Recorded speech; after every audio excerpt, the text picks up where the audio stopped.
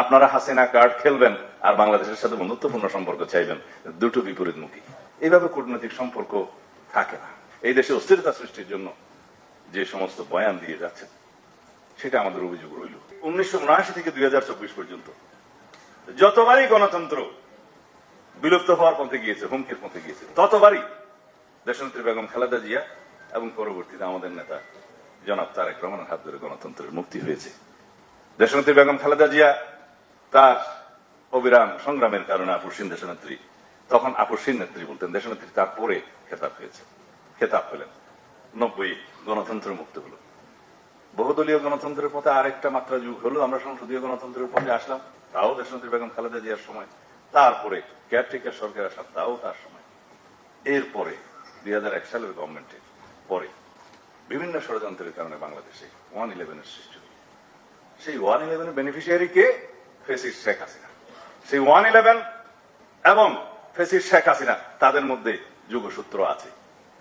তারা কেউ এখন বিদেশে আছে এবং শেখ হাসিনা অবশ্য তার নিজ দেশে প্রত্যাবর্তন করেছে। কারণ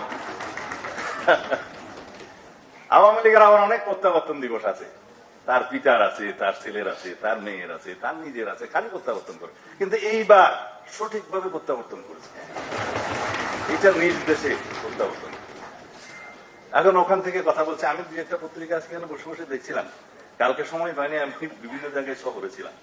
এইখানে আমাকে আমার নেতা জনাব তারেক রহমানকে নিয়ে একটা ভারতীয় সাংবাদিক সুবীর ভৌমিক মনে হয় অনেক লম্বা লম্বা কথা বলেছে, যে ভারতে বসে সালাউদ্দিনের রাজনীতি করা নিয়ে প্রশ্ন সুবীর ভৌমিকের। আমাকে ইন্টারভিউ করতে চেয়েছিল এই পত্রিকা, আমি সময় পাইনি রাত্রে। তারপরে হাসিনাকে ঘিরে ঢাকা দিল্লি সম্পর্কে নতুন উত্তেজনা, প্রথম আলো। আসলে আমার দেশ আর প্রথম আলো যদি দুইটা একসাথে পড়া যায় আর কি, তাহলে আপনি সব ধরনের নিউজ পাবেন। ওইখানে লিখছে, প্রথম আলোতে লিখছে ভারতীয় মুখপাত্র একজন, যে বাংলাদেশে ডিউলি কনস্টিটিউটেড গভর্নমেন্টের, লেজিটিমেট গভর্নমেন্টের বিরুদ্ধে যা কিছু শেখ হাসিনা একটা প্ল্যাটফর্ম মিটিং এ বলেছে, সেটা ভারত সমর্থন করে না। কিন্তু ভারত কি তাকে বারবার মিটিং করতে দিয়ে একটা সমর্থন করে? তারপরে বলবে উনি যা বলেছে তার সাথে আমরা নাই। এইভাবে কূটনৈতিক সম্পর্ক থাকে না। আমাদের পার্শ্ববর্তী দেশ, আমরা বাইলেটারাল রিলেশন রাখবো। আমাদের এই বাইলেটারাল রিলেশনশিপের মধ্যে ইন্টারডিপেন্ডেন্সি আছে এবং এই ইন্টারডিপেন্ডেন্সিকে আমরা শক্তি হিসেবে মনে করি। আমরা আপনাদের সাথে বন্ধুত্বপূর্ণ সম্পর্ক বজায় রাখতে চাই। তবে আমরা কখনো আওয়ামী লীগ হতে পারবো না। আমরা বাংলাদেশের স্বার্থকে সমুন্নত রেখে on the basis of mutual dignity and respect and on the basis of the sovereign equality আমরা আপনাদের সাথে সম্পর্ক রাখবো। তার মানে এই না আপনারা হাসিনা কার্ড খেলবেন আর বাংলাদেশের সাথে বন্ধুত্বপূর্ণ সম্পর্ক চাইবেন, দুটো বিপরীতমুখী।